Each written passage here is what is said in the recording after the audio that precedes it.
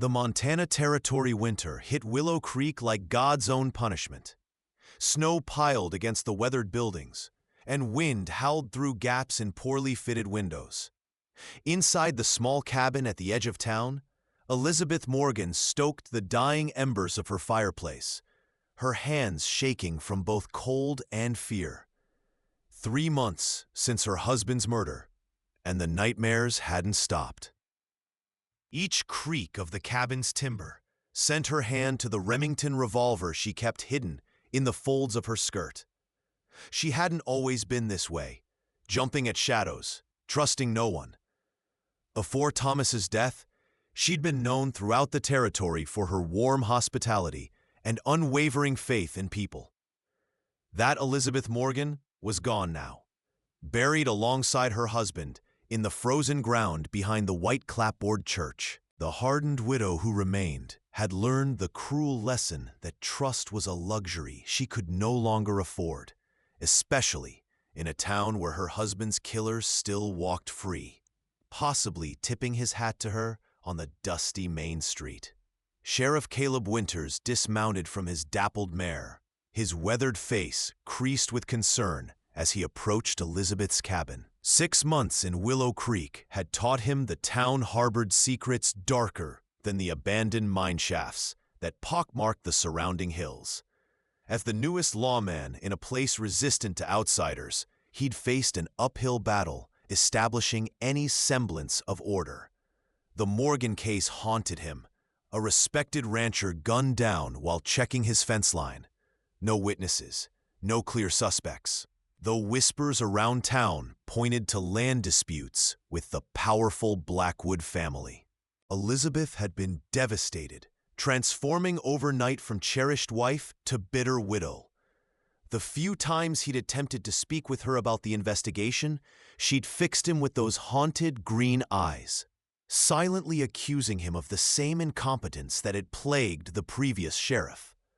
Today, though, he carried information that might finally crack the wall of silence surrounding Thomas Morgan's death.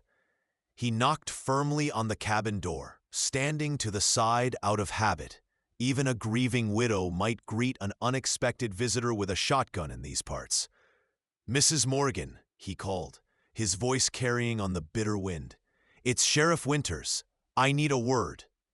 Inside, Elizabeth froze, her heart hammering against her ribs. The sheriff had visited regularly after Thomas's death, asking the same questions, offering empty promises of justice. She'd stopped believing in his ability to help weeks ago. With reluctant steps, she moved to the door, the Remington a reassuring weight in her hand. "What is it, Sheriff?" she asked through the closed door, unwilling to invite him into the sanctuary of her home. On the other side, Caleb adjusted his hat, understanding her caution. "I've got news about your husband's case," he replied, his breath fogging in the frigid air. "Found something you should hear about."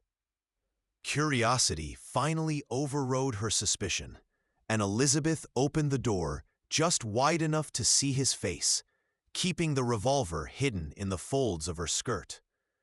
Caleb's eyes immediately registered the change in her. The vibrant woman he'd glimpsed in town photographs had vanished, replaced by someone hollow-eyed and wary. Yet beneath the grief, he caught glimpses of the strength that had allowed her to survive alone these past months. "May I come in?" he asked, removing his hat respectfully. "It's not something for the whole town to hear." Elizabeth hesitated, years of frontier hospitality warring with her newfound distrust. Finally, she stepped back, opening the door just enough to admit him. "Make it quick," she said, moving to stand near the fireplace, keeping the wooden table between them. The cabin was meticulously clean, but sparse. She'd sold most of their possessions to keep the small ranch running. A wedding portrait hung above the mantel, the only decoration in the otherwise utilitarian space. Thomas Morgan smiled from within the frame, his arm around a younger, radiant Elizabeth, who looked nothing like the hardened woman before him now. "I found a witness," Caleb said without preamble, watching her face carefully. "Someone who was near your north pasture the day Thomas was shot." Elizabeth's knuckles whitened around the hidden revolver, her breath catching. "Who?" she demanded, voice barely above a whisper. "One of the Chinese railroad workers. He was hunting for herbs in the woods bordering your property. Says he saw two men arguing with Thomas before one pulled a gun." Caleb reached slowly into his coat pocket, withdrawing a tarnished silver pocket watch. He found this near where it happened, recognized it from town as belonging to the shooter. Elizabeth stared at the object, her world narrowing to the engraved initials on its face. J.B. "James Blackwood," she breathed, naming the eldest son of the family that had been trying to buy her land since before Thomas's death. The same man who'd offered his protection to her at the funeral, his smile never reaching his cold eyes. "I don't have enough to arrest him yet," Caleb continued, watching emotions war across her face. "The witness is afraid, says the Blackwoods would kill him if they knew he'd talked. But it's a start." Elizabeth's laugh was bitter, devoid of humor. "A start? My husband has been dead for 3 months, Sheriff. The man who killed him walks free, probably planning how to take my land now that I'm alone." Her voice cracked on the last word, and she turned away, unwilling to let him see her weakness. "The Blackwoods own half this territory and most of the men in it. Even if your witness spoke up, no jury here would convict James." Caleb stepped forward, stopping when she tensed. "I'm not owned, Mrs. Morgan," he said quietly, conviction hardening his voice. "And I don't intend to let a murderer walk free, no matter his name." Elizabeth turned back, studying his face for any sign of deception. She'd heard similar promises before, from men whose courage evaporated when confronted with the Blackwood family's influence. "Why should I believe you?" she asked, finally revealing the Remington she'd kept hidden. Caleb eyed the weapon but didn't flinch. "Because I'm not asking you to trust me without reason," he replied steadily. "I'm asking you to work with me to bring your husband's killer to justice." He set the pocket watch on the table between them. "I need your help, Mrs. Morgan. No one in town will talk openly about the Blackwoods, but they might talk to you. People respected Thomas, and they respect what you've endured." Elizabeth's laugh was harsh. "Respect? They pity me. The poor widow struggling to maintain her husband's failing ranch." She gestured around the sparse cabin. "Every man in town has made an offer on our land, thinking I'm desperate enough to sell. Including your deputy." That last revelation made Caleb's jaw tighten. Deputy Morris had mentioned nothing about approaching Elizabeth Morgan about her property. Outside, the wind picked up, driving snow against the windows with renewed fury. The storm that had been threatening all day was finally breaking. Caleb glanced toward the door, knowing the trail back to town would soon be impassable. "I should get back before this gets worse," he said, replacing his hat. "Think about what I've said. I'll return tomorrow, weather permitting." As he moved toward the door, a particularly violent gust rattled the entire cabin. Elizabeth moved to the window, pushing aside the faded curtain. The world outside had disappeared into a blinding whiteness. "You won't make it to town in this," she said, resignation clear in her voice. "The past floods and heavy snow. You'd be trapped halfway." She hesitated, then added reluctantly, "You can stay in the barn until it passes." Caleb recognized the offer for the significant concession it was. This woman who trusted no one was allowing him to remain on her property, if not in her home. He nodded his thanks, buttoning his coat against the inevitable cold of the barn. I appreciate that, Mrs. Morden. I'll be gone at first light. As he reached for the door handle, a sharp crack split the air. Unmistakably a rifle shot, muffled by the storm, but close enough to set both their nerves on edge. Elizabeth moved with surprising speed, extinguishing the lamp and dropping to a crouch behind the heavy oak table. Caleb drew his Colt, pressing himself against the wall beside the window. "That came from the direction of your barn," he said quietly, peering carefully through the snow-blurred glass.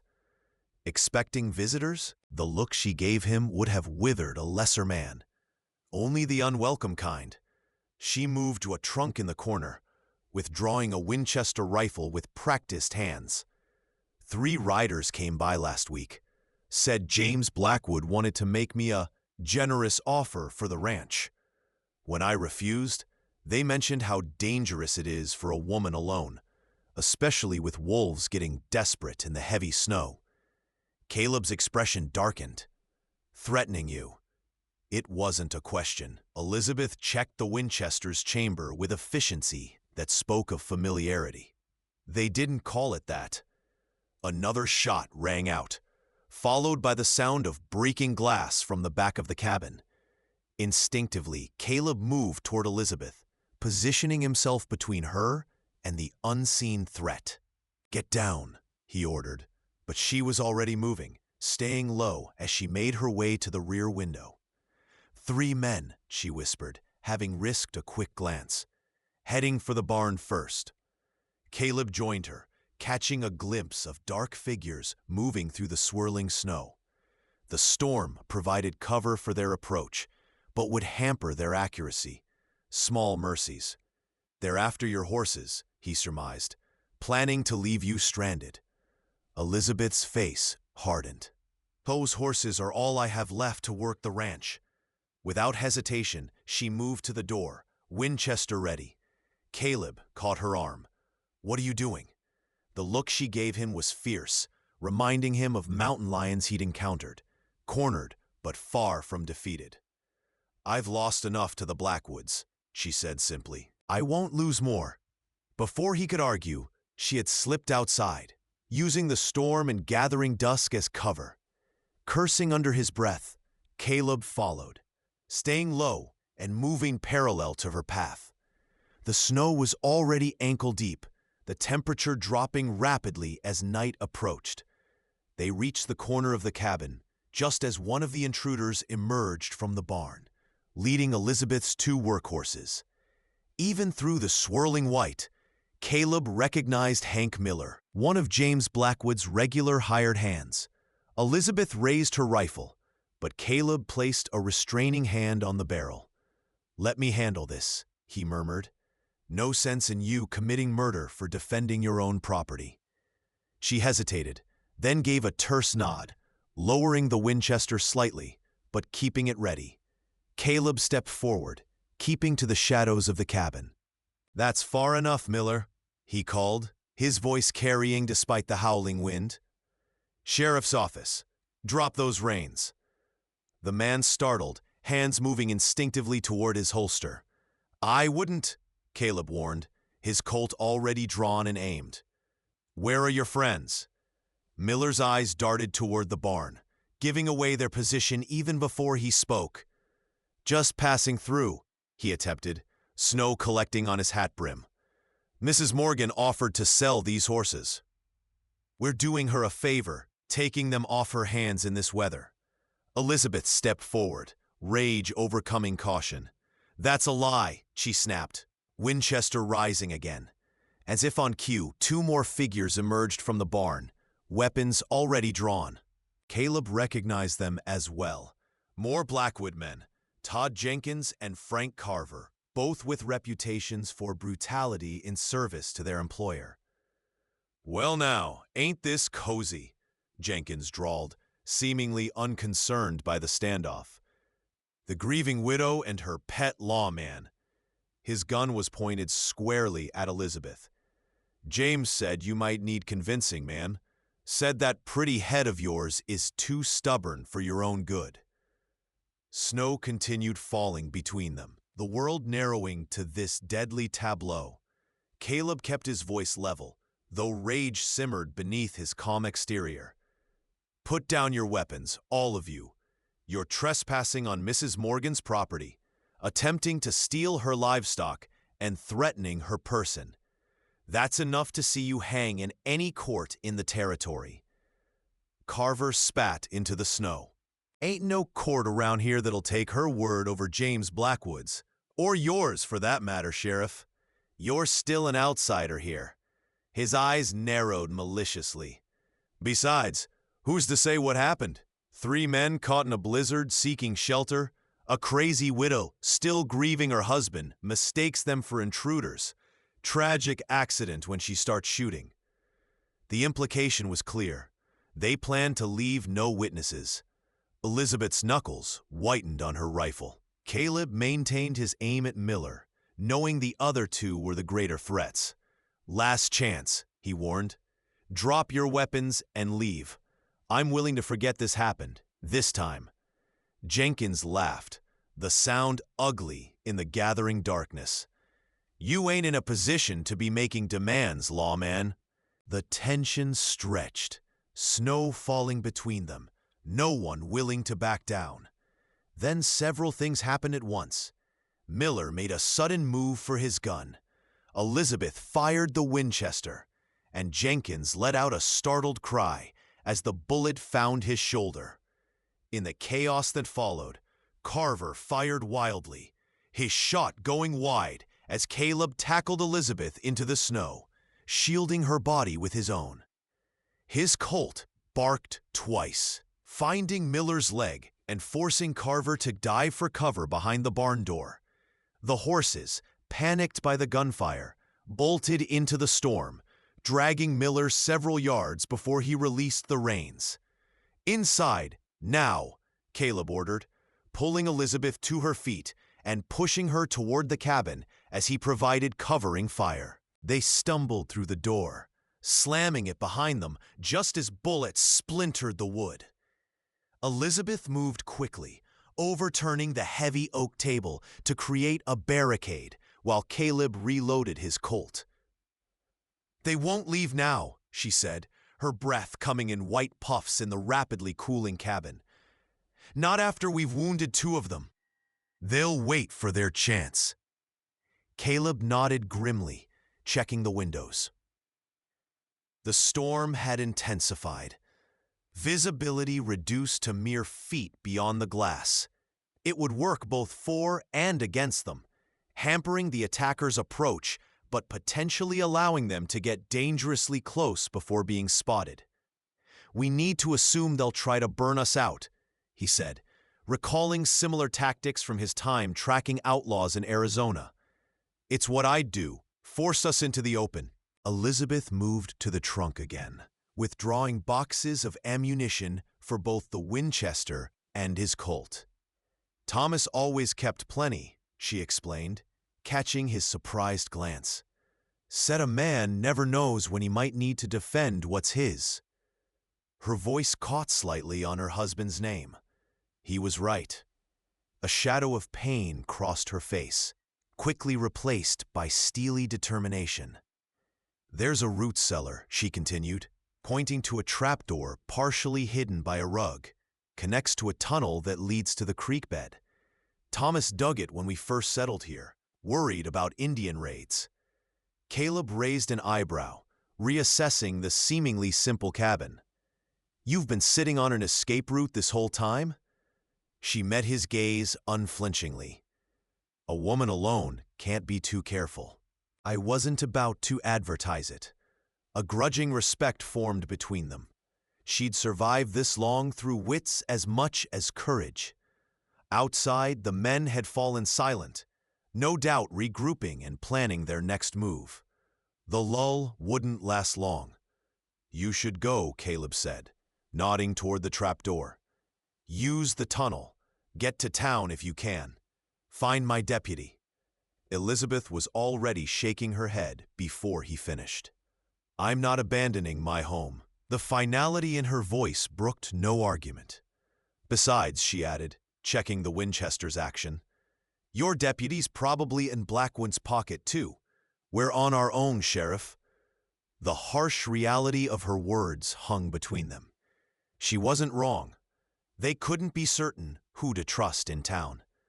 The Blackwood influence ran deep, corrupting everything it touched. Like a cancer, Caleb fought grimly. And like cancer, it needed to be cut out completely to save the host. Then we make our stand here, he decided. Together. As darkness fell completely, the cabin grew colder. They didn't dare risk a fire. The light would make them targets, and smoke would give away which room they occupied. Instead, they huddled behind the overturned table, sharing the warmth of a single blanket as they kept watch on the windows. Hours passed with no sign of the attackers, though neither believed for a moment they had retreated. The wait was its own form of psychological warfare. "Why did you become a sheriff?" Elizabeth asked suddenly, her voice barely above a whisper. The question surprised him.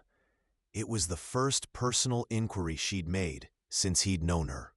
Caleb considered his answer carefully, eyes still scanning the darkness beyond the frosted glass.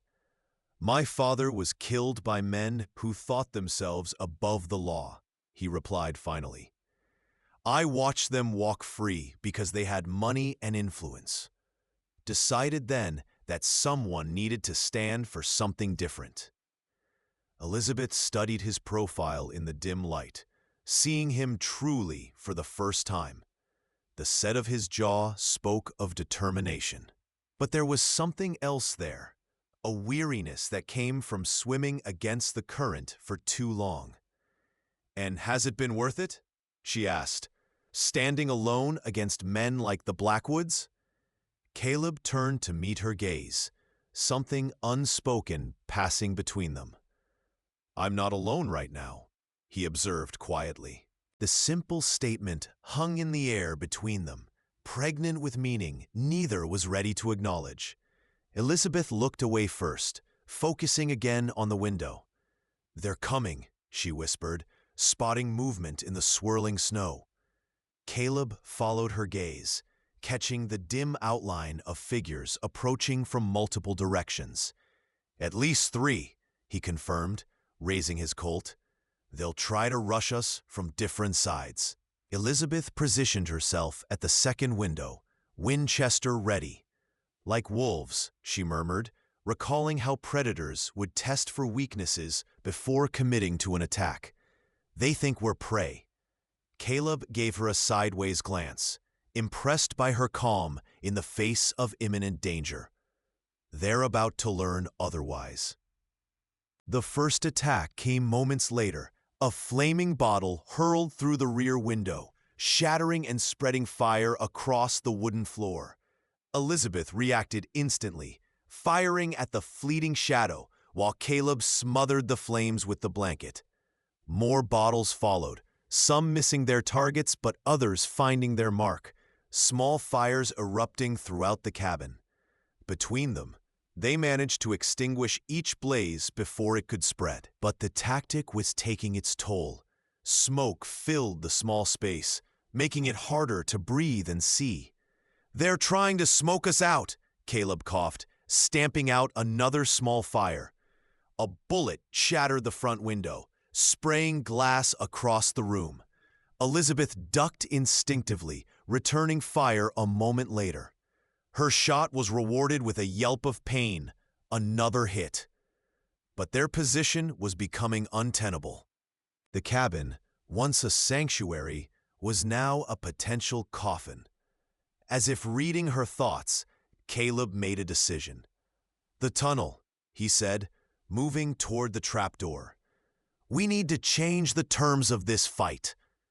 Elizabeth hesitated, reluctant to abandon her home despite the danger.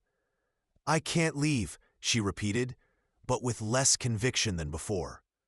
Caleb grasped her shoulders, forcing her to meet his gaze. "You're not leaving," he said firmly. "You're surviving to fight another day. To get justice for Thomas." The mention of her husband's name broke through her resistance. With a terse nod, she moved to the trapdoor, lifting it to reveal rough-hewn steps descending into darkness. "I'll go first," Caleb said, taking a small oil lamp from the mantel and lighting it with shaking hands. The tunnel was narrow but solidly built, testament to Thomas Morgan's foresight and skill. They moved quickly, bent almost double in the confined space, the sounds of the attack growing fainter behind them. The air was stale but cool, a welcome relief from the smoke-filled cabin. After what seemed an eternity of stumbling through darkness, they reached the exit, a cleverly disguised opening in the creek bank, currently half-blocked by snow. Caleb extinguished the lamp before pushing aside the covering of branches and earth. The storm had abated somewhat, the worst of its fury spent, though snow still fell steadily. "The creek will be partially frozen," Elizabeth whispered, peering past him into the night. "We can follow it downstream, stay out of sight." They emerged into the bitter cold, the sudden temperature change shocking after the relative warmth of the tunnel. The creek gurgled faintly beneath a crust of ice, its course still visible as a darker line winding through the snow-covered landscape. Silently, they began following it, keeping to the shadows of the bank. Behind them, an orange glow lit the night sky. They had set fire to her cabin after all. Elizabeth paused, looking back at the destruction of her home, her face a mask of grief and rage. "I'll kill them for this," she said, voice raw. "Every last one." Caleb touched her arm gently. "We'll bring them to justice," he corrected. "The right way." She turned to him, eyes reflecting the distant flames. "Is there a right way anymore? In a world where men like James Blackwood can take everything from you and walk away smiling?" The question hung between them, unanswerable in the moment. Instead, Caleb gestured toward the distant lights of town, barely visible through the falling snow. "We need to keep moving. They'll check the tunnel when they realize we're not in the cabin." Elizabeth nodded, forcing herself to turn away from the burning remnants of her life with Thomas. They continued downstream, the frozen creek providing treacherous but navigable passage toward town. Every few minutes, Caleb would stop, listening for pursuers, but the only sounds were the wind and the occasional crack of burning timber from the distant cabin. "Where will we go?" Elizabeth asked finally, the reality of her situation sinking in. "Not the sheriff's office," Caleb replied, helping her over a fallen log partially submerged in the icy water. "That's the first place they'll look." He considered their options, limited as they were. "There's a widow, Mrs. Chen, on the edge of town. Her husband was one of the railroad workers killed in the tunnel collapse last year. She doesn't have much love for the Blackwoods, who refused to pay compensation to the families." Elizabeth's eyebrows rose slightly. "The Chinese settlement? They'll never look for us there." It was true. The small community of Chinese laborers kept to themselves, largely ignored by the white residents of Willow Creek, except when their services as launderers or cooks were required. "Exactly," Caleb nodded. "And Mrs. Chen owes me a favor. I kept her son from being lynched when he was falsely accused of stealing from the general store." They continued in silence, each step taking them closer to town and further from the burning cabin. The physical distance seemed to create an emotional one as well. With each yard gained, Elizabeth felt pieces of her old life falling away. By the time they reached the outskirts of town, exhaustion had set in. The adrenaline that had sustained them was fading, leaving behind bone-deep weariness and the first twinges of frostbite in their extremities.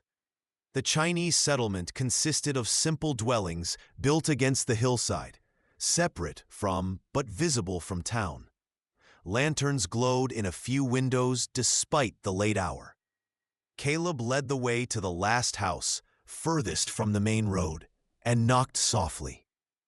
After a moment, the door opened a crack, revealing the weathered face of an elderly Chinese woman.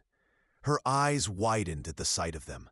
Snow-covered, Elizabeth still clutching her Winchester, Caleb with his badge clearly visible on his coat. Without a word, she opened the door wider, ushering them inside with an urgent gesture. The interior was small, but meticulously clean, warmed by a small stove in the corner. The woman, Mrs. Chen, Elizabeth presumed, spoke rapidly in Chinese to a young man who appeared from a back room, his face showing alarm at the unexpected visitors. "My son, Lin," Mrs. Chen explained in heavily accented English, gesturing for them to sit at a small table.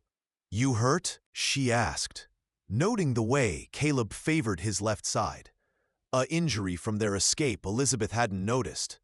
"Just bruised," he assured her, though the tightness around his eyes suggested otherwise.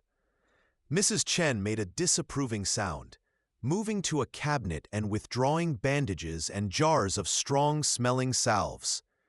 Lin disappeared briefly, returning with steaming cups of tea, which he set before them with a respectful nod.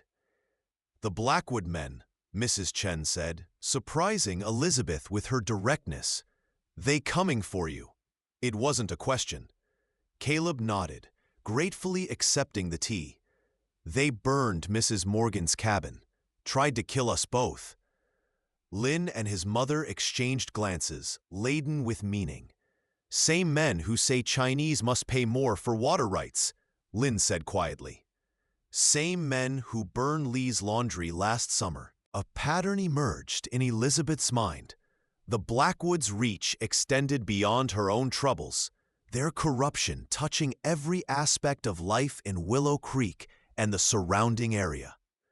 Mrs. Chen began tending to Caleb's side, forcing him to remove his coat and shirt despite his protests that he was fine. The bruising was extensive, mottled purple spreading across his ribs where he must have fallen during their escape. Elizabeth found herself watching the interaction with unexpected emotion. It had been months since she'd witnessed simple human kindness.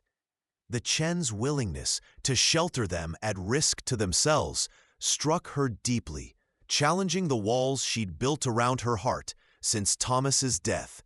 "You stay here tonight," Mrs. Chen declared, applying a pungent paste to Caleb's ribs before binding them tightly.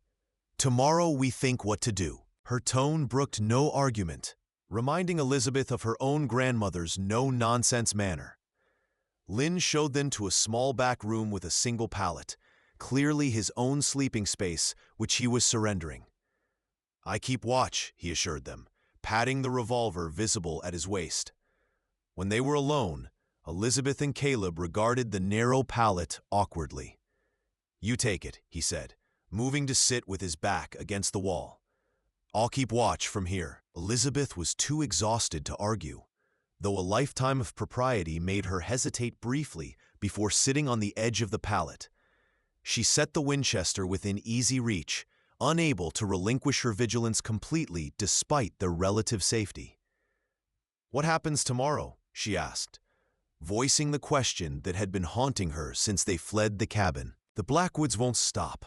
They'll claim I started the fight, that I shot their men without provocation. It'll be their word against ours." Caleb was silent for a long moment, considering. "We need evidence," he said finally. "Something concrete linking James Blackwood to your husband's murder. Something not even his money can bury." Elizabeth's laugh was bitter. "If such evidence existed, don't you think I'd have found it by now?" She shook her head, despair threatening to overwhelm her. "Thomas is gone. My home is gone. The ranch will be next. They'll take everything, piece by piece, until there's nothing left of the life we built." Tears she'd held back for months finally spilled over, tracking silently down her cheeks. The sight of her crying broke something in Caleb. This woman who had endured so much, fought so fiercely, finally reaching her breaking point. Without thinking, He moved to sit beside her on the pallet, awkwardly placing an arm around her shoulders. To his surprise, she didn't pull away, instead leaning slightly into the comfort he offered. "I can't trust any man," she whispered, her voice breaking on the words. "Every time I've trusted someone since Thomas died, they've betrayed me. The banker who promised to extend my loan then called it in when Blackwood pressured him. The ranch hands who swore loyalty to Thomas then abandoned me when he was killed. Even the preacher taking Blackwood money for the new church roof while telling me to accept God's will." Her body shook with suppressed sobs. "How do I keep fighting when I don't know who's an enemy?" Caleb tightened his arm around her, a protective gesture that surprised them both. "Then let me be the first you can," he whispered, the words escaping before he could consider their implications. Elizabeth stilled, then slowly raised her head to look at him. In the dim light filtering through the small window, her eyes searched his face, looking for any sign of deception or ulterior motive.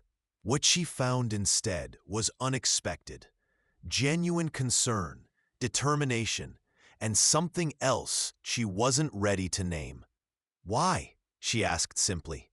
"Why risk everything for me, for Thomas?" It was the question at the heart of her distrust. No one acted without motivation, especially not in Willow Creek, where self-interest ruled. Caleb considered his answer carefully, knowing the fragile trust between them hung in the balance. "Because it's right," he said finally, the words plain but sincere. "Because men like James Blackwood believe they can take whatever they want without consequence, and someone has to prove them wrong." He paused, then added more quietly, "And because I've watched you fight alone for months, when no one else would stand with you. That kind of courage deserves to be matched." The honesty in his voice resonated with something long dormant in Elizabeth. The part of her that had once believed in goodness, in justice, before grief and betrayal had hardened her heart. "I don't know if I can," she admitted, the confession costing her dearly. "Trust doesn't come easily to me anymore." Caleb nodded, understanding. "I'm not asking for blind faith," he clarified. "Just a chance to prove that not every man is like those who failed you." He hesitated, then added, "We'll start small. Trust me to help bring down the black ones. The rest can come later, if it comes at all." The modest request, with its acknowledgement of her boundaries, eased something in Elizabeth's chest. This wasn't like the others who had demanded her confidence only to betray it. This was an offer of alliance, not dominance. Slowly she nodded. "I can try," she said, the words feeling like both surrender and strength. "For Thomas's sake, and maybe for my own." Morning brought clarity and renewed purpose. They awoke to the sounds of Mrs. Chen preparing breakfast, the small house already filled with the aroma of cooking. Elizabeth realized with a start that she had fallen asleep leaning against Caleb, his arms still protectively around her shoulders. She moved away quickly, embarrassed by the intimacy, though a part of her registered the loss of warmth with regret. Lynn entered, his expression grave.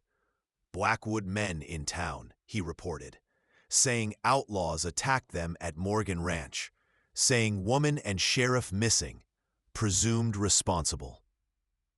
Caleb's jaw tightened. "They're controlling the narrative," he said, rising and wincing at the pain in his ribs. "Turning the town against us before we can tell our side."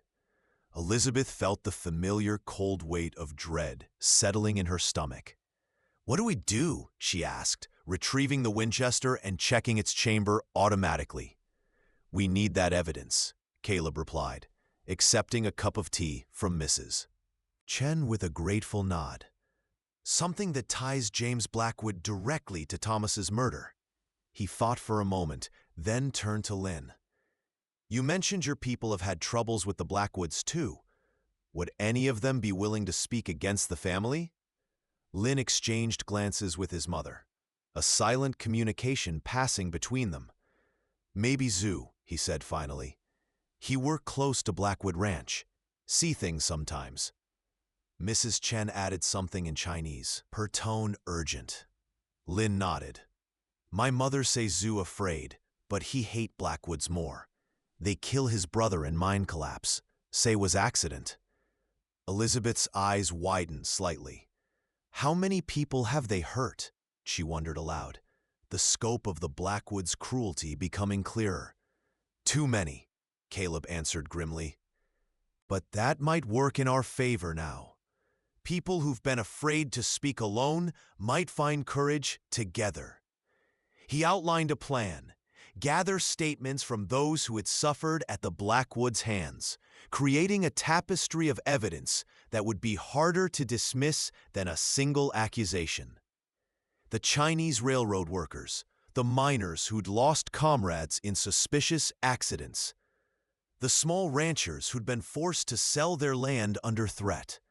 Together, their testimonies might be enough to convince the territorial judge to investigate, bypassing the local courts where Blackwood influence ran deep.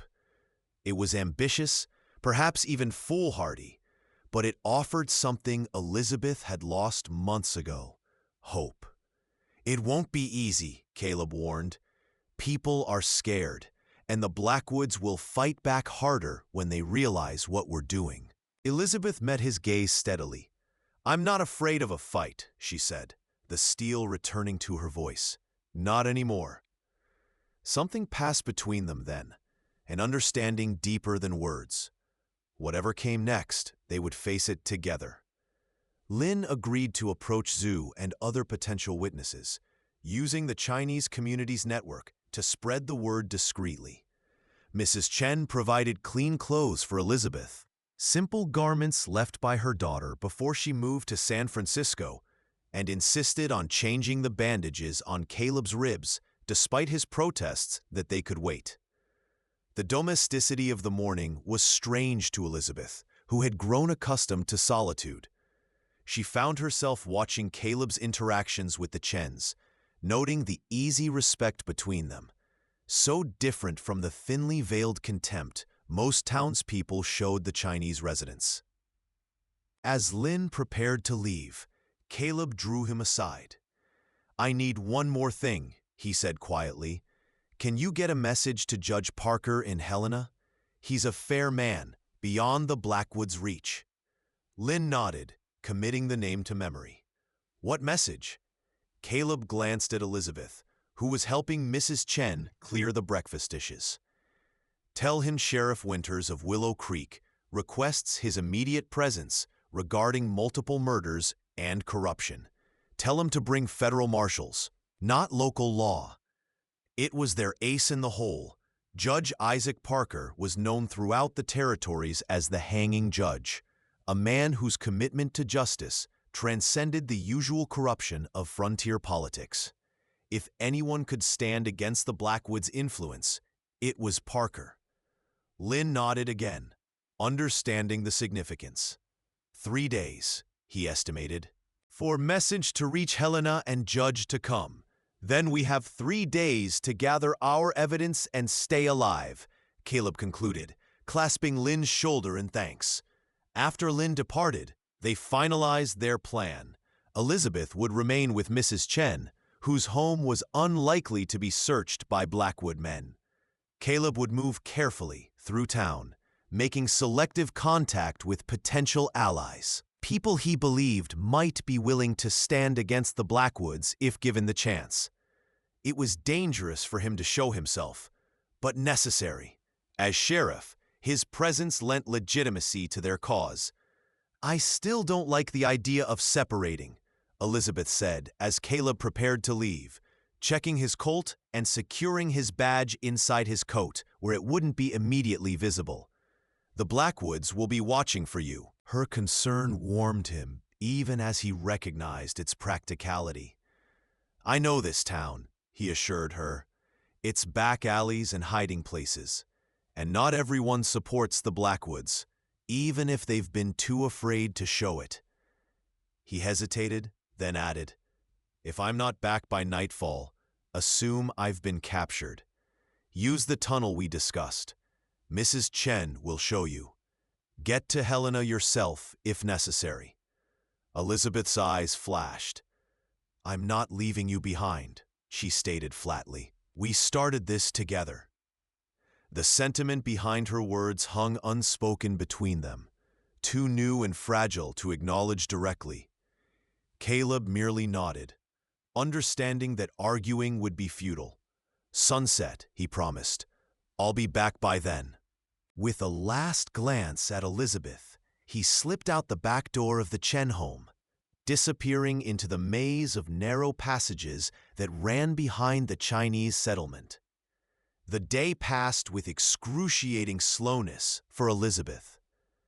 Mrs. Chen taught her to fold dumplings to keep her hands busy, the repetitive task providing some distraction from her worries.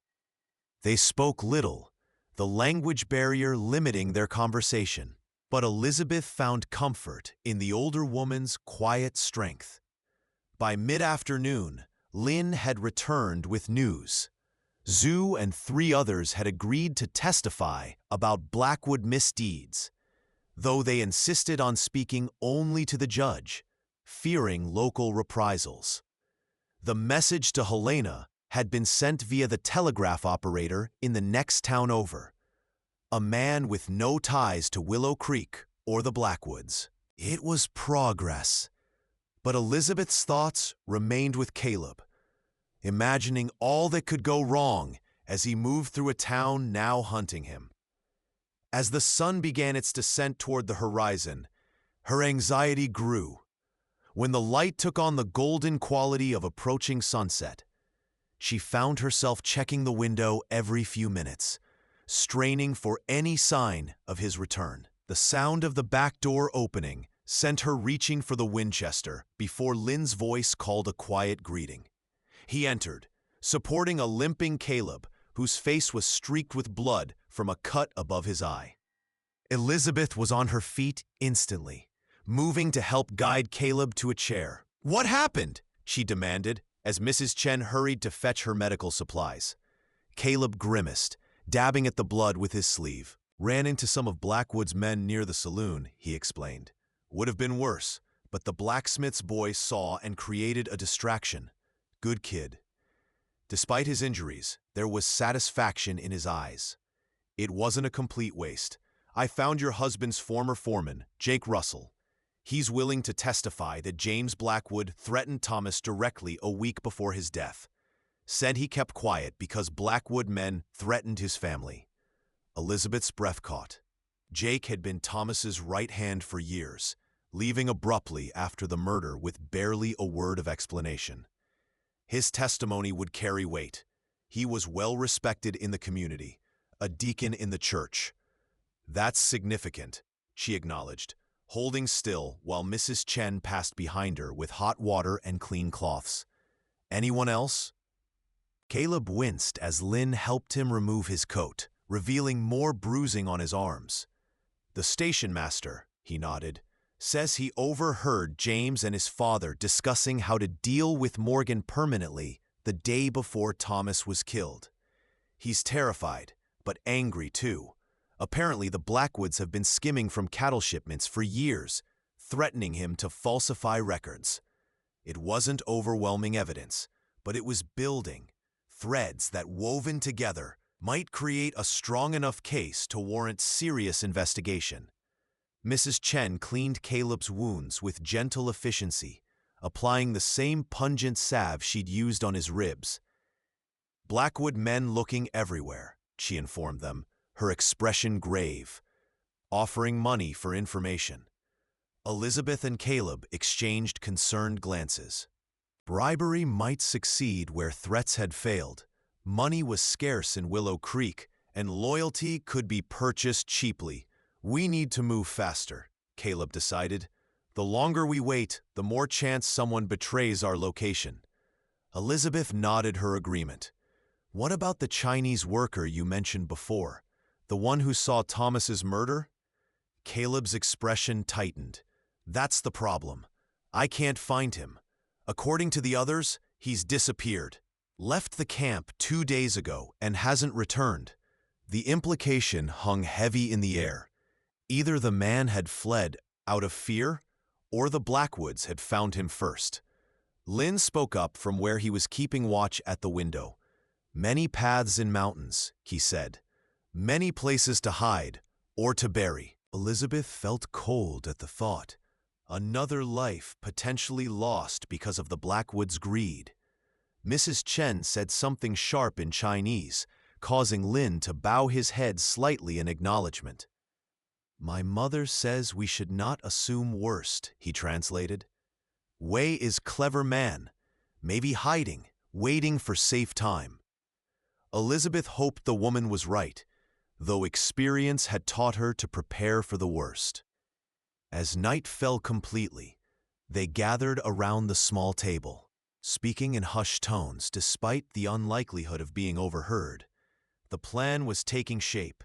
Continue gathering testimonies tomorrow, while sending Lynn to the neighboring town to check if Judge Parker had responded to their message. The judge's arrival would be their best protection. Even the Blackwoods would hesitate to move openly against a federal authority. And if the judge doesn't come? Elizabeth asked the question no one wanted to voice. Caleb met her gaze steadily. Then we take what evidence we have and leave for Helena ourselves, he replied. It's risky. The Blackwoods will try to stop us, but staying here becomes untenable eventually.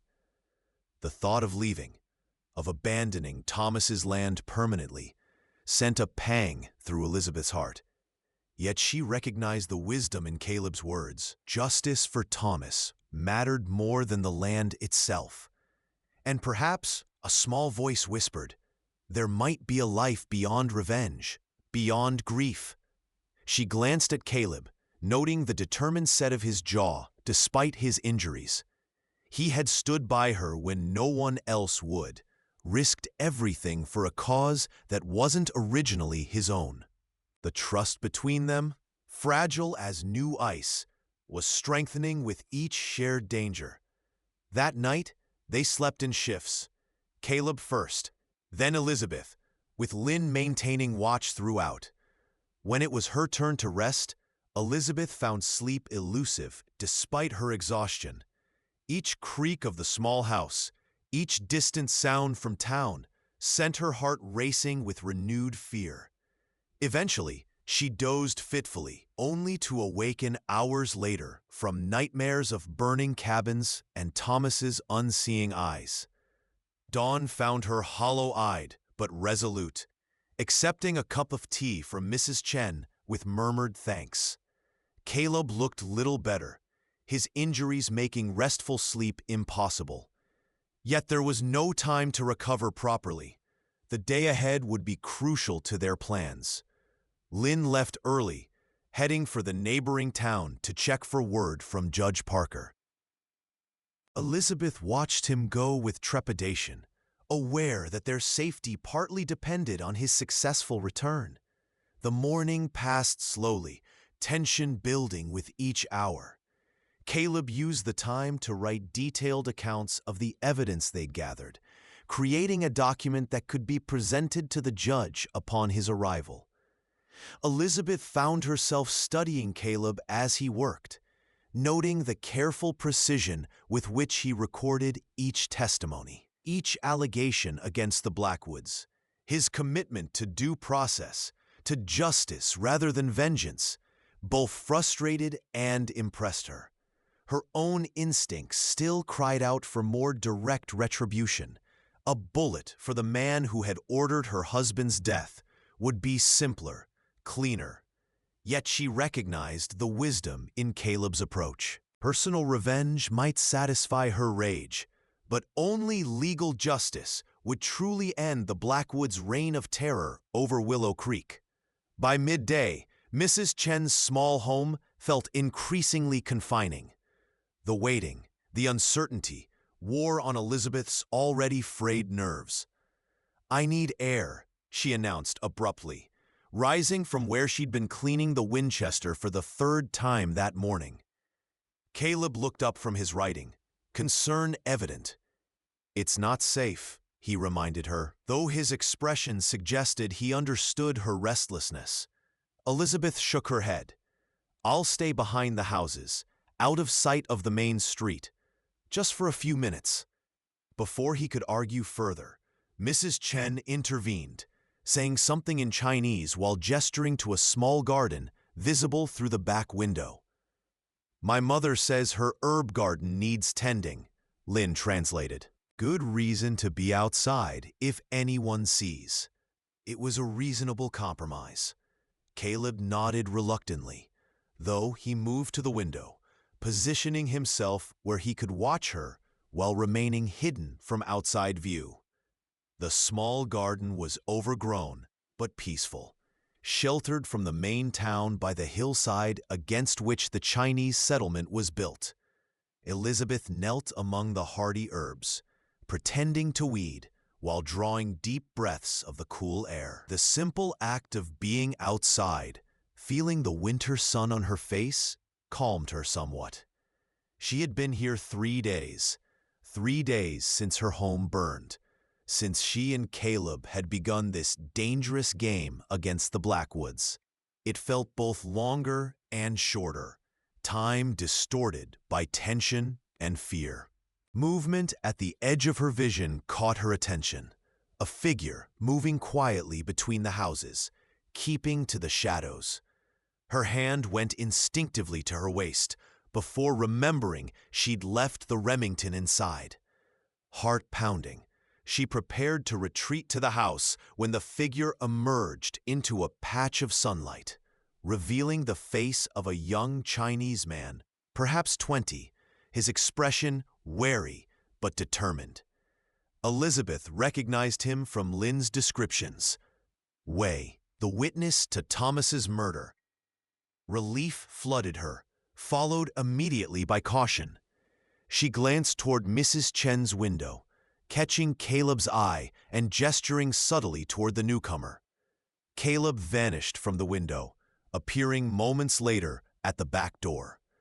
Wei froze at the sight of the sheriff, clearly considering flight, but Elizabeth spoke quickly.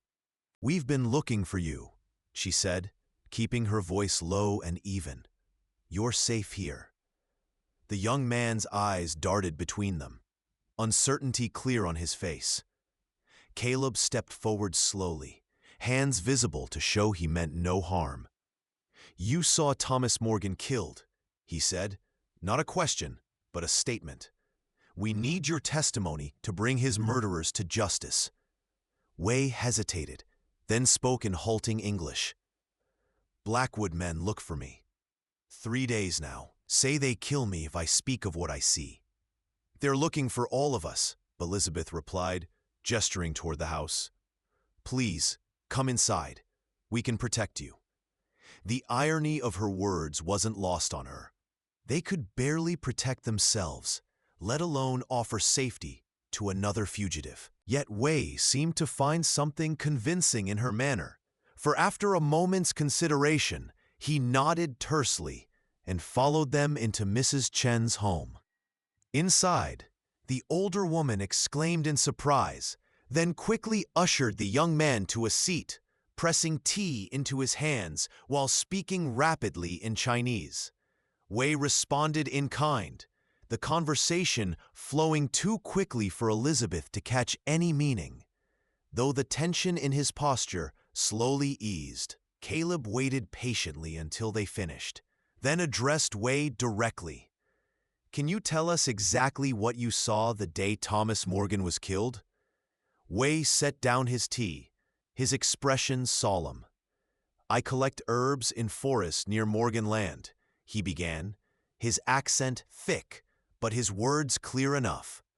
"Hear voices, men arguing, tied behind trees to watch." He looked at Elizabeth apologetically, as if regretting his caution that day. "See 3 men, Morgan and two others. One I know is Blackwood's son, James. Other man is Blackwood worker, Schmidt. Elizabeth felt her heart race at the confirmation of what they'd long suspected. They argue about land, about water rights. Morgan say he never sell, not for any price. Blackwood get angry, say Morgan regret decision. Way paused, visibly uncomfortable with the next part of his story. Schmidt hold Morgan arms. Blackwood shoot him. Here. He touched his chest, indicating the location of the fatal wound. They leave him there, take his horse. Say will look like Indian attack. The cold, calculated nature of the murder struck Elizabeth anew, rekindling her rage even as it confirmed their suspicions. Caleb was taking notes, his expression grim. "You're certain it was James Blackwood?" he pressed. "You could identify him without doubt." Way nodded firmly. "I see him many times in town. Know his face well. He wears special coat that day, black with silver buttons. Very fancy." It was a distinctive detail, one that could help verify his account. "Would you be willing to tell this to a judge?" Caleb asked. "To testify officially?" Fear flickered across Way's face, but he straightened his shoulders with surprising dignity. "For justice, yes. Morgan was good man, fair to Chinese workers. Blackwoods treat us like animals." His simple declaration moved Elizabeth deeply. This stranger was willing to risk his life to help bring Thomas's killers to account. The sound of the front door opening caused them all to tense, relaxing only when Lynn's familiar figure appeared. His face lit with surprise at the sight of Wei, and another rapid exchange in Chinese followed. Then, Lynn turned to Caleb and Elizabeth, his expression both excited and anxious. "Judge Parker responded," he reported. "Will arrive tomorrow on noon train. Brings 2 federal marshals." Relief washed over Elizabeth. Their gamble had paid off. The judge was coming, bringing with him the authority to challenge even the Blackwoods. Yet Lynn's next words tempered her hope. "But bad news also. Blackwood men know you here, offering big reward now. Someone will talk soon." The Chinese community had protected them thus far, but fear and poverty could erode even the strongest loyalties. They needed to hold out just one more day, just until the judge arrived. "We should move," Caleb decided, gathering the documents he'd been preparing. "Staying here puts the Chens at too much risk." Mrs. Chen protested in rapid Chinese, but Lynn's translation confirmed what Elizabeth already suspected. The woman was offering to continue sheltering them despite the danger. The generosity humbled her. Another reminder that kindness survived even in Willow Creek's corrupt soil. "Thank you," she said, touching Mrs. Chen's weathered hand with genuine gratitude. "But Sheriff Winters is right. We can't risk your safety further." The question of where to go remained. The town offered few hiding places not controlled or watched by Blackwood men. Lynn suggested the abandoned silver mine on the outskirts of town. Uncomfortable, but unlikely to be searched thoroughly given its reputation for instability. It was their best option under the circumstances. As dusk approached, they prepared to leave, gathering what few possessions they had and the precious documentation of Blackwood crimes.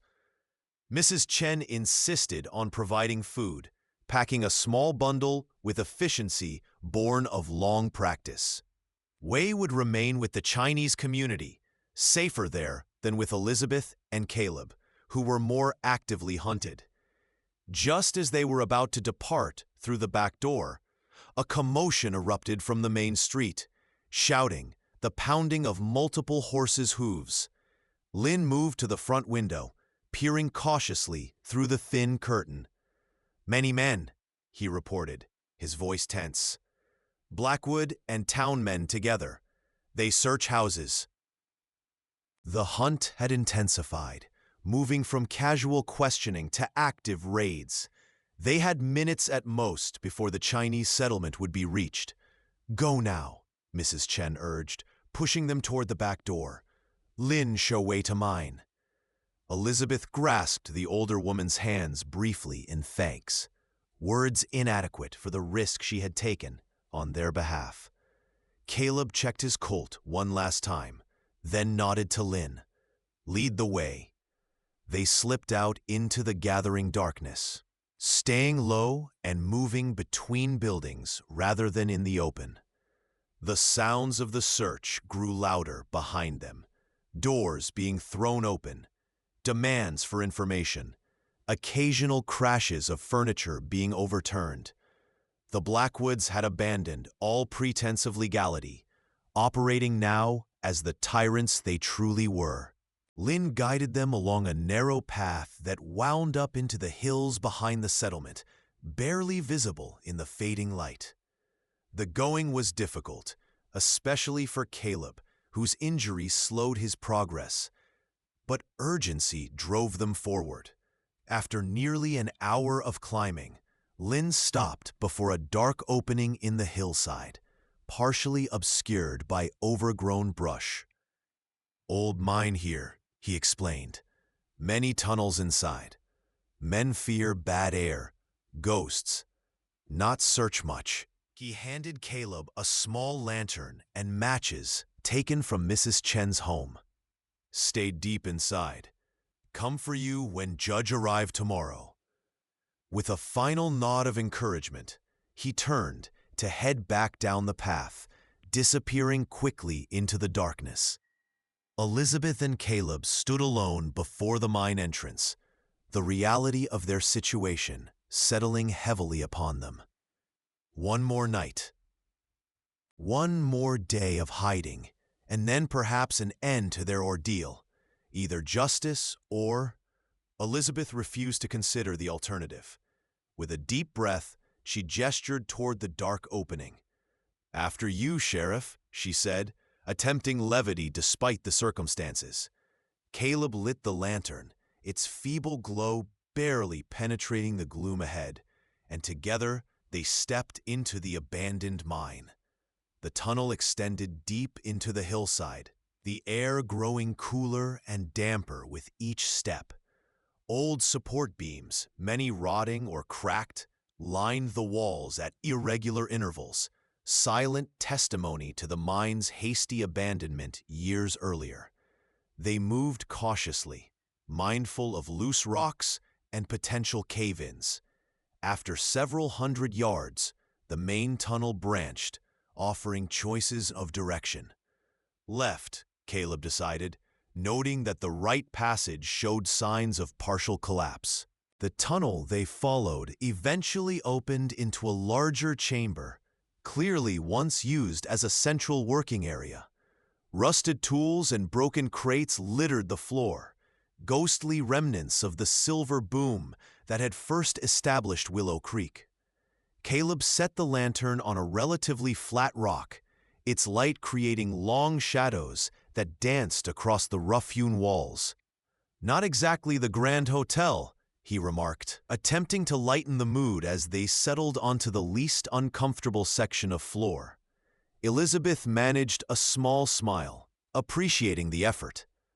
"I've stayed in worse," she replied, thinking of the nights spent sleeping in her barn during the first heavy snowfall after Thomas's death, before she'd managed to repair the cabin roof alone. They shared the simple food Mrs. Chen had provided: rice wrapped in leaves, strips of dried meat, a small flask of weak tea. The meal was consumed mostly in silence, each lost in thoughts of what the coming day might bring. Judge Parker's arrival offered hope, but nothing was certain. The Blackwoods might intercept him, bribe or threaten the witnesses, or simply decide to eliminate the problem entirely by finding and killing Elizabeth and Caleb before legal proceedings could begin. As if reading her thoughts, Caleb spoke quietly. "It will work," he said. "Parker isn't a man who can be bought or frightened. Once he hears the evidence, the Blackwood's days of controlling Willow Creek are over." Elizabeth wanted to believe him, but experience had taught her caution. "And if it doesn't work?" she asked. "If somehow they escape justice again?" Caleb was silent for a moment, considering her question seriously rather than dismissing it with platitudes. "Then we leave," he said simply. "Together, if you're willing. Find somewhere beyond their reach to start over." The offer hung in the air between them, laden with implications neither had fully acknowledged. Elizabeth studied his face in the lantern light, seeing beyond the badge to the man himself, steadfast, principled, but also somehow gentle despite the harshness of their circumstances. "Why would you do that?" she asked, needing to understand. "Leave everything you've built here, your position, your purpose, for what?" "For me," she didn't say, though the question lingered unspoken. "Because some things matter more than a badge or a title," Caleb replied, meeting her gaze directly. "Because I've seen what you've endured alone, and I admire your courage more than I can say." "Because," he stopped, realizing he was revealing more than he'd intended. Elizabeth felt something shift between them, the fragile trust they'd built expanding into something deeper, more complex. "Because what?" she prompted softly, surprising herself with her boldness. Caleb looked away briefly, then back to her, resolve evident in his expression. "Because I think we could build something good," he said simply, "something honest, in a place not poisoned by the Blackwood's corruption. A new start." The hope in his voice, carefully restrained but unmistakable, touched something in Elizabeth that had been dormant since Thomas's death. The capacity to imagine a future beyond grief and revenge. "I don't know if I can," she admitted, honesty compelling her to voice her doubts. "I don't know if I remember how to trust that way. To build rather than just survive." The confession cost her, revealing vulnerability she typically kept hidden behind walls of determination and anger. Caleb nodded, understanding in his eyes. "I'm not asking for promises," he clarified. "Just openness to possibilities, when this is over, whatever those might be." It was a gentle offer, without pressure or expectation, and Elizabeth found herself nodding slowly in response. "I can try," she said again, the same words she'd offered days earlier, but carrying more weight now. Something like a smile touched Caleb's face, warming his eyes despite the chill of their surroundings. They fell silent again, but the quality of the silence had changed. Less tense, more companionable. As the night deepened, fatigue overcame them both. They arranged themselves as comfortably as possible on the hard ground, sharing body heat for warmth in the cool mine air. "Sleep," Caleb suggested, noting Elizabeth's efforts to keep her eyes open. "I'll take first watch." She wanted to protest that she wasn't tired, but the events of the past days had drained her reserves completely. "Wake me in a few hours," she insisted, allowing herself to settle against the mine wall, the Winchester across her lap. Sleep claimed her almost immediately, her body surrendering to exhaustion despite the discomfort of their shelter.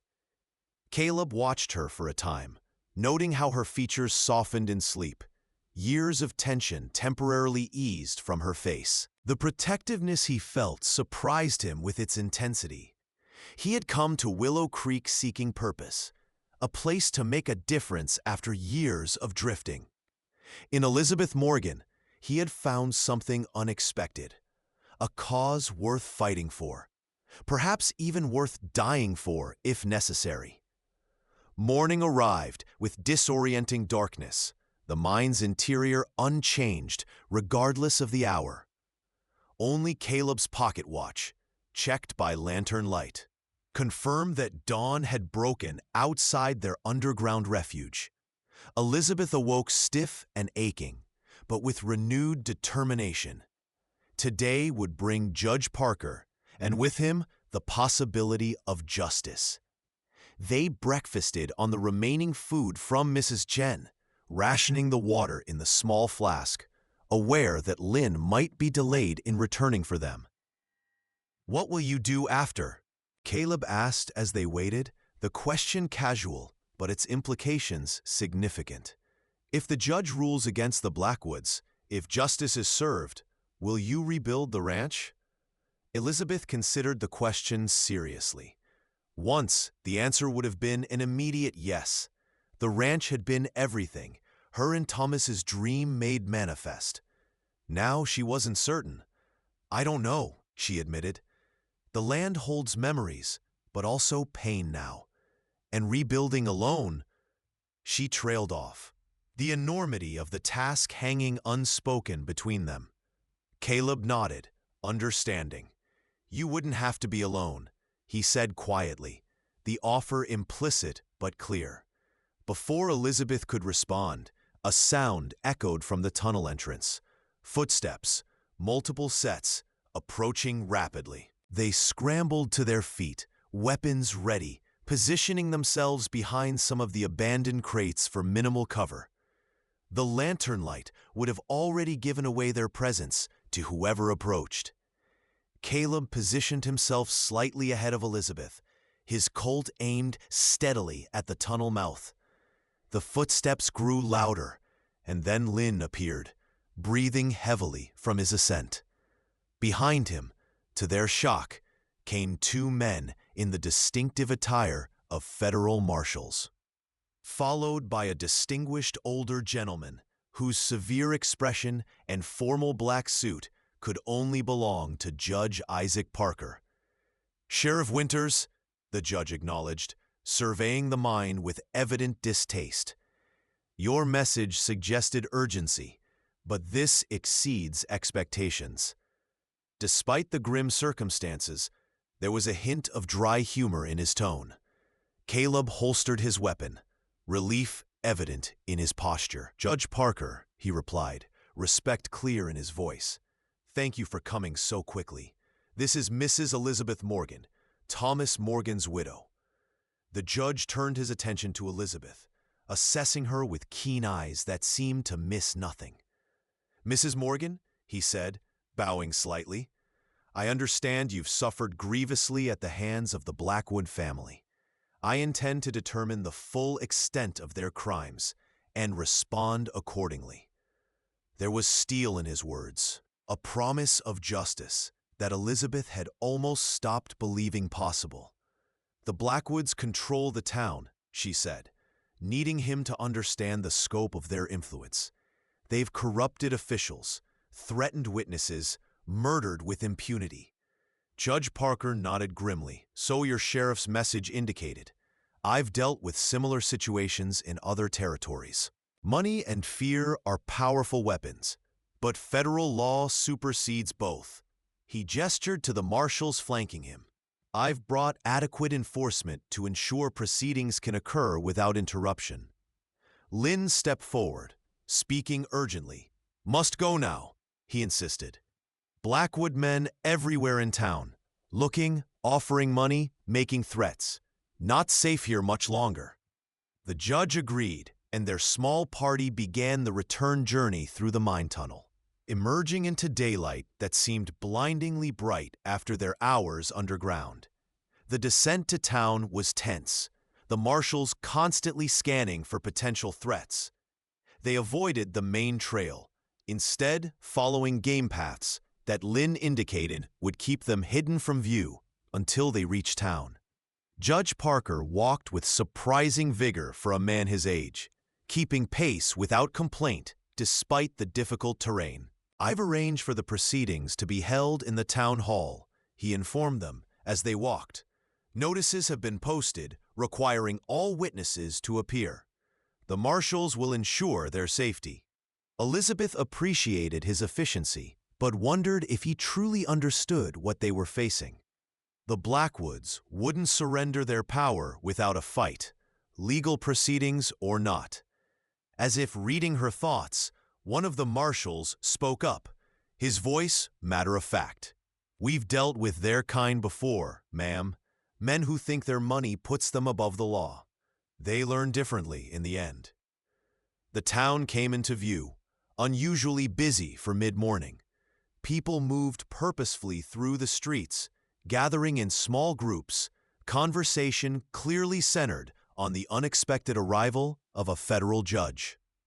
The Blackwood influence was immediately evident. Several men Elizabeth recognized as James's regular enforcers stood watching the proceedings, their postures tense. The sight of Judge Parker, flanked by marshals with Caleb and Elizabeth in tow, caused a ripple of reaction through the assembled townspeople.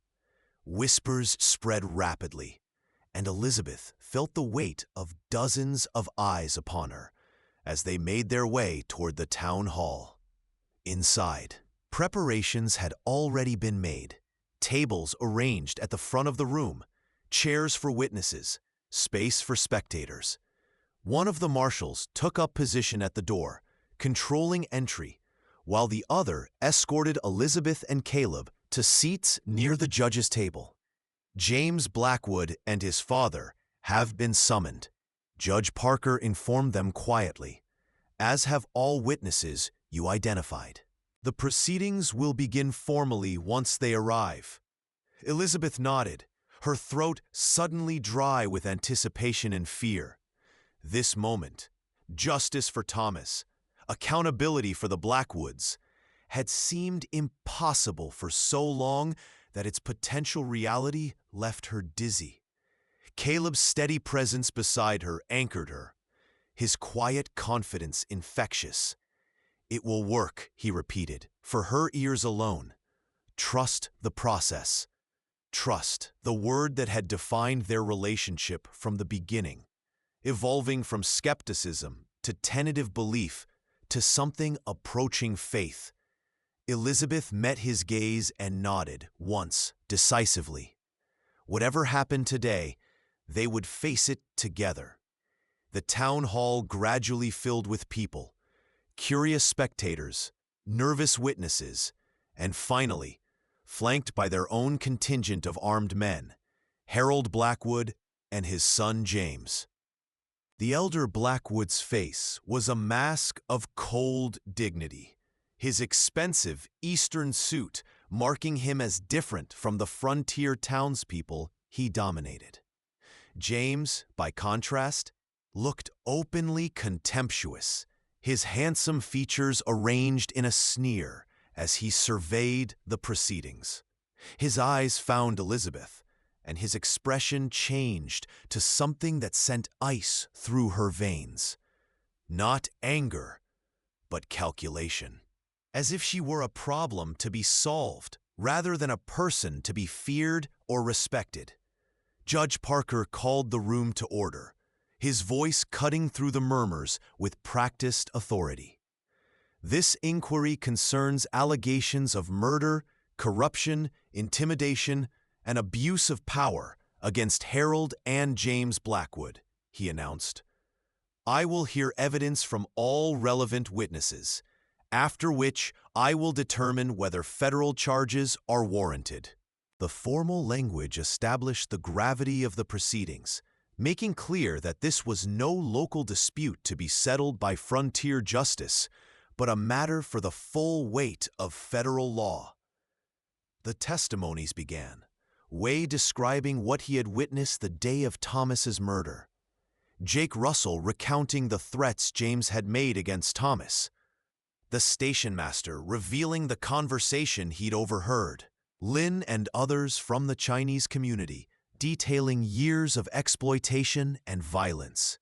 Throughout, the Blackwoods sat impassively, occasionally whispering to their lawyer, a nervous man clearly unaccustomed to proceedings he couldn't control through bribes or threats.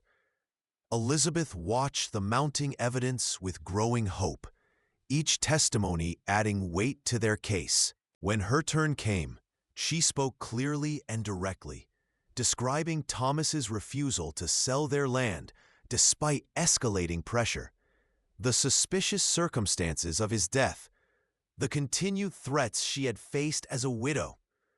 Throughout her testimony, she felt James Blackwood's eyes on her, calculating, assessing. She met his gaze directly, refusing to show fear. Caleb was the final witness, presenting the written documentation he had compiled, adding his observations as sheriff regarding the pattern of corruption and intimidation throughout Willow Creek. When the testimonies concluded, Judge Parker called forward the Blackwoods and their attorney. "You have heard the allegations against you," he stated. "You may now respond." Harold Blackwood rose, his bearing aristocratic despite the circumstances. "These accusations are the product of petty jealousy and resentment," he declared, his voice carrying the refined accent of his Eastern education.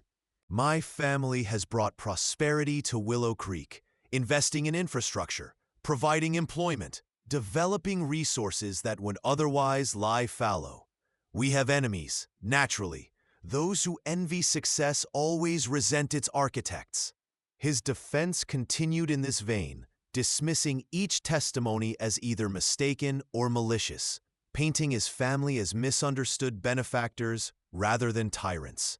James Blackwood spoke next, his approach different from his father's dignified rebuttal. "Thomas Morgan was a friend," he claimed, his expression arranged into a mask of regret. "His death was a tragedy for our community. That his widow would use this tragedy to advance baseless accusations against my family only compounds the sadness of the situation." He turned to face Elizabeth directly. "Mrs. Morgan has suffered greatly, and grief has perhaps affected her judgment.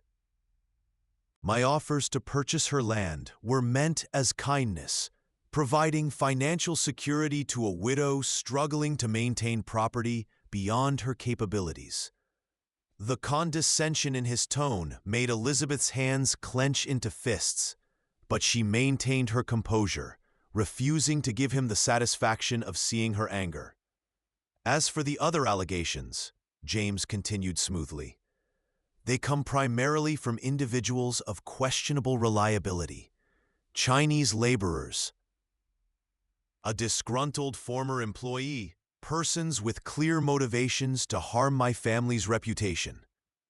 Judge Parker listened impassively to both defenses, giving no indication of his thoughts.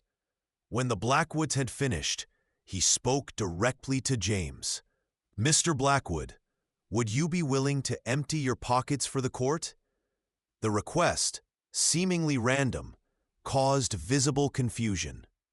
James hesitated, then shrugged with elaborate nonchalance. "I have nothing to hide, Your Honor." He began removing items, coins, a handkerchief, keys, placing them on the table before him. "Your pocket watch as well, please," the judge specified. A flicker of something, alarm, crossed James's face before he controlled his expression. "I don't carry one, Your Honor.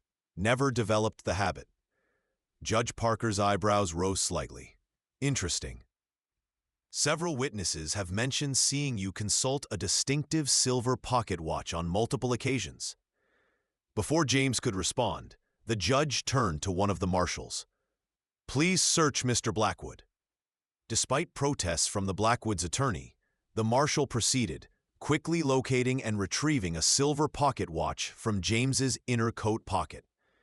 He handed it to the judge, who examined it carefully before holding it up for the room to see. "A silver pocket watch," he announced, with the initials J.B. engraved on its face. The same watch described by Sheriff Winters as having been found near the scene of Thomas Morgan's murder. The evidence was circumstantial but damning, connecting James directly to the scene in a way his careful alibi had previously prevented. Harold Blackwood's face had gone rigid, while James's confident expression cracked, replaced by something closer to panic. "That proves nothing," James protested. My initials are hardly unique. But his voice lacked conviction, and murmurs spread through the assembled townspeople. The first cracks in the Blackwood's facade of invulnerability. Judge Parker's voice cut through the growing noise. Based on the evidence presented, I find sufficient cause to charge James Blackwood with the murder of Thomas Morgan. He turned to the elder Blackwood. Harold Blackwood, you will face charges of conspiracy, corruption, and obstruction of justice. The pronouncement fell like a thunderclap in the crowded hall. The marshals moved swiftly, securing both men despite their protests and the momentary confusion of their hired guns, who found themselves outnumbered by townspeople, suddenly emboldened to stand against their former oppressors. As the Blackwoods were led away, Elizabeth felt a strange emptiness where her rage had burned for so long. Justice had come at last, but it couldn't bring Thomas back. She stood alone amidst the celebrating crowd until Caleb appeared at her side, his expression gentle with understanding. It's over, he said simply. She nodded, tears finally breaking free after months of iron control. What happens now? She whispered. Caleb took her hand, his touch tentative but sure. Whatever you want to happen, he replied. Rebuild the ranch, sell it, start fresh somewhere else. The choice is yours now. He hesitated, then added softly, but whatever you choose, you don't have to face it alone. Elizabeth studied his face, the honesty there, the patience, the steady strength that had stood beside her when all others had fallen away. I can't trust any man, she had told him days ago, broken by grief and betrayal. Now looking into his eyes, she found the courage to take one more risk, to believe one more time. Then let me be the first you can, he had offered. And finally, she was ready to accept. 3 months later, as spring transformed the Montana Territory from white desolation to vibrant green, Elizabeth stood on the newly rebuilt porch of her ranch house, watching Caleb mend the corral fence. The Blackwoods were awaiting trial in Helena, their empire dismantled, their stolen lands returned to rightful owners. Willow Creek was healing, slow but sure, like a body recovering from disease. And Elizabeth was healing too. The pain hadn't vanished. She still visited Thomas's grave, still honored what they had built together. But alongside that pain, something new had taken root. Trust, tentative but growing stronger each day. A future she hadn't believed possible. Ready to ride into town? Caleb called, setting aside his tools and approaching the porch. Elizabeth smiled, a real smile that reached her eyes. Ready, she replied, taking his outstretched hand. As they rode toward Willow Creek together, the Montana sky endless above them, Elizabeth realized that justice had given her more than vengeance. It had given her freedom. Freedom to remember without being consumed by grief. Freedom to build something new from the ashes of what was lost. Freedom, at last, to trust again. If you like this story, please like this video, subscribe to the channel, and share your impressions of this story in the comments. To listen to the next story, click on the box on the left.